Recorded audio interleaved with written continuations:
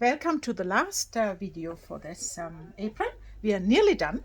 So see, we first we need to stitch our facings done, and obviously you start at the beginning of the facing. And remember, that's another case of we are stitching on something bulky because we have our little hem here. So you go there, see where your threads are, put your fingers on your thread, put your needle down, remember, and then you go for it. 1, 2, 3, and back, and you need to pull a little bit here to get this going, and then you are off. You edge stitch, meaning top stitching near the edge.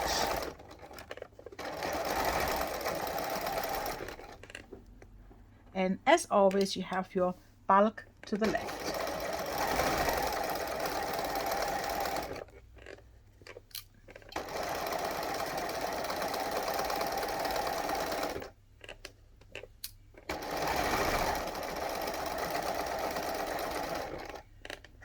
So, and then you come up here, and as before, make sure this doesn't peep over. That's really the last thing you need. So if you have a bit of an arch here, you take your seam ripper and you're scratching this arch under. See what I'm doing? And that works really well. I'm just scratching that under, and then the arch has disappeared. So these seam rippers are good for a lot of things. And then you go over, go back, go over, go back, and then you're done. So,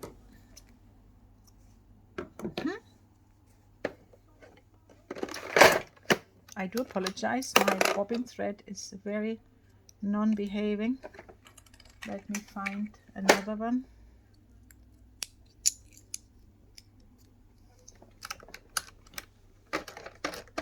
There. So, and then we do the other side. And here we are starting with the one that's not meant to peek over, so we need to be really careful. Put it in the right position, needle down, fingers on the thread, and 1, 2, 3, and all the way back, and then we are running. So the nearer you have your fingers to the foot and to where the needle is, the more control you have. And again, if your machine can have the needle down when you stop, that's quite beneficial now.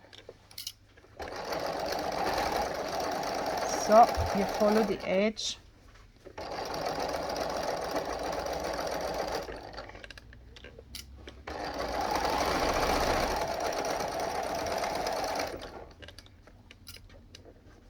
And here we go over the last bit. So now we have that. Now we need to prepare our apron tape in the sense of finishing the raw edges. As I had said in a previous video, we fold over twice by 1 inch, 2.5 centimeters, and that's a bit tricky. So if you struggle with starting on the edge of something so slim, then you can do a trick and you start a lot further in. Start further in so that the foot is already on the piece here. And then see, and then the machine is a lot more willing to run. And then you come to the end, and when you then back stitch, you stitch all the way back to the other end. And then you don't have to fight so much. I show you that again on the other side. So see here, it's just nicely on top of each other now. It's not hanging over or anything. And then you need to do your cross. So you go down here, you go down here to the end, then you go back to the other side, so, and then you go down here and finish off. So you wouldn't, on this occasion, you wouldn't stitch these two sides. You can, but you don't need. It's maybe prettier like that. And then this time I have a few loose curly bits. You just cut them off. And then you tidy up as you go. there. See, that's your finished end of the tape. Some more loose threads. If you look long enough, there is always more loose threads. And let me just get rid of them all. So let's do the other side. I'll show you that again. So instead of starting at the beginning, push the tape more in and start, say, kind of in the middle. Don't do what I do and let the machine steal your thread. Let's just put that back on. If you find it hard to thread your needle, just cut a bit diagonal. Then you get a sharper opening, and if you put your finger behind, usually you see the hole better. So let's start again.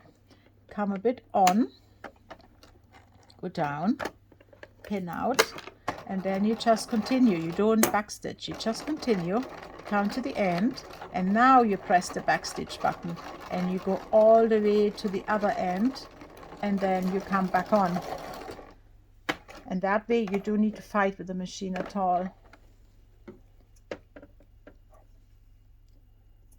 And then we take off all your loose threads before you put the cross on, because if the loose threads get under the cross, it's really awkward to clean them off then later on.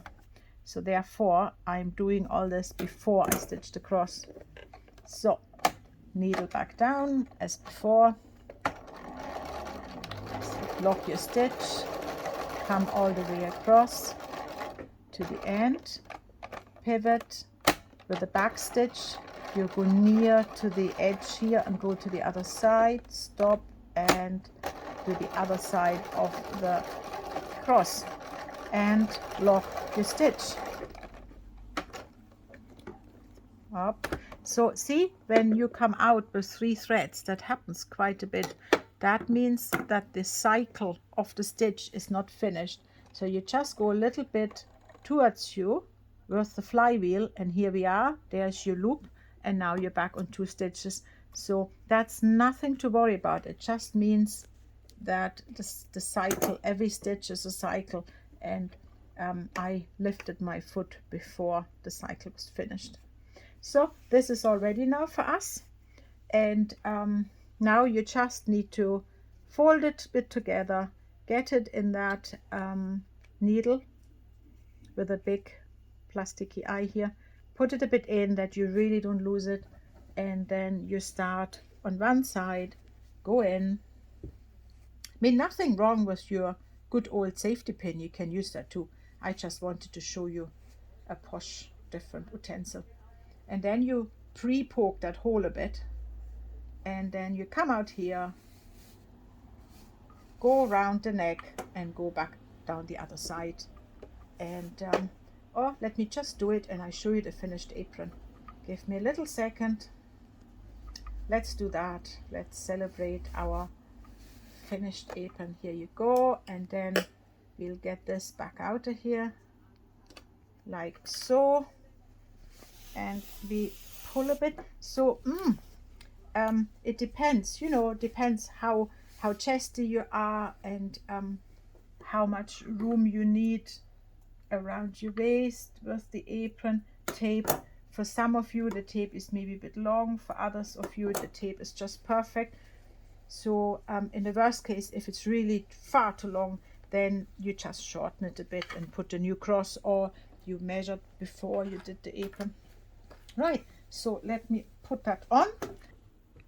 Yeah, so that's the apron on me now, and then that's the beauty of this apron, that you can adjust the drop where the bib starts, whatever suits your own body. And then when I have my, so for me, I can make a bow in the back, or I can just make a V-knot in the front, whatever you prefer. Here you are. And then I can put my cloth in there to hang down, and whatever I have I can put here. So that's a good position for the pockets. And when you bend forward, it can't fall out because it's high enough. And the apron goes to my knees, so I'm quite happy with my new apron. I hope you will be with yours too. Thank you very much for watching.